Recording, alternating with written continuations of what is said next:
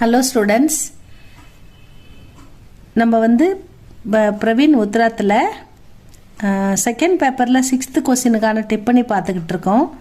அதில் நம்ம கண்ணௌஜி கடைசியாக பார்த்தோம். இப்போ அர்த்த சங்கோச், இதுவும் இந்த தடவை இம்பார்ட்டன்ட் ஸ்டூடெண்ட்ஸ், இம்பார்ட்டண்ட்டாக இருக்கிற டிப்பணியில் இதுவும் ஒன்று. ஏன்னா உங்களுக்கு 2 கேட்குறாங்க 10 மார்க்குக்கு. இது சிம்பிளாக நீங்கள் அழகாக எழுதலாம் ஸ்டூடெண்ட்ஸ். உங்களுக்கு நல்லா புரிஞ்சுதுன்னா ஓனா கூட எழுதிடலாம்.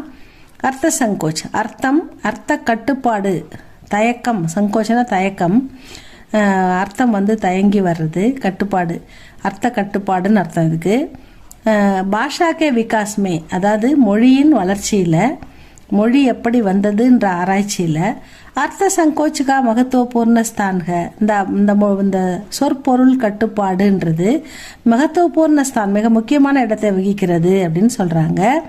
பிராச்சீன் கால் சப்தோமே, பழைய காலத்தில் வழங்கப்பட்ட வார்த்தைகளில் கோயி கூடார்த்த நகி ஹோத்தேத்தே, எந்த சிக்கலான அர்த்தங்களும் இல்லை. கூடார்த்த அப்படின்னாக்கா ஒரு சிக்கலான, புரியாத ஒரு சிக்கலான அர்த்தங்கள் எதுவும் இல்லை. வே சாமானிய ஹீ ரஹே ஹோங்கே, அவை எளிமையாக புரிந்து கொள்ளக்கூடிய வகையில் இருந்தன.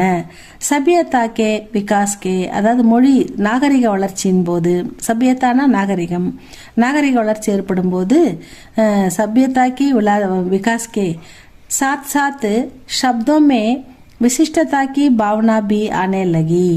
அப்போ சப்தம், அந்த வார்த்தைகளுக்கு சிறப்பான உணர்வுகளும் வர ஆரம்பித்தன. பாவனான்னா உணர்வுகள், சிறப்பான உணர்வுகளுக்கு சில வார்த்தைகளை பயன்படுத்துதல் அப்படின்ற ஒரு விஷயம் வந்தது.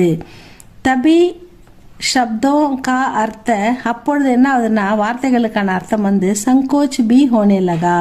அப்போ அர்த்தத்துக்கு கட்டுப்பாடுகள் வர ஆரம்பித்தன. அதுதான் அர்த்த கட்டுப்பாடு, சொற்பொருள் கட்டுப்பாடு. பிராச்சீன் காலமே, பழைய இதுக்கு 2 உதாரணம் சொல்கிறாங்க. பிராச்சீன காலத்தில் மிருக அப்படின்ற அர்த்தத்துக்கு சப்தக்கோ, அந்த மிருகுன்ற வார்த்தைக்கு சப்தக்கா பிரயோகு சபி ஜான்வரோं के लिए होता था. எல்லா மிருகத்துக்குமே மிருக் அப்படின்ற வார்த்தை, மிருகங்கள் அப்படின்றதுக்கு மிருக் அப்படின்னா எல்லா அனிமலையும் குறிக்கும், எல்லா விலங்குகளையும் குறிக்கும் அப்படின்னு இருந்தது பழைய காலத்தில். ஆஜ் பி, இப்போ கூட சாரே ஜான்வரோं के ராஜா, எல்லா விலங்குகளுக்கும் ராஜா எதுன்னா ராஜாக்கோ, அந்த ராஜாவை மிருகராஜ் அப்படின்னு, அனிமல்களின் தலைவன் அப்படின்ற, மிருகத்துக்கெல்லாம் ராஜா அப்படின்ற மாதிரி. ஷேர் ககத்தேங்க, ஷேர் அதை சிங்கத்தை சொல்லுவாங்க.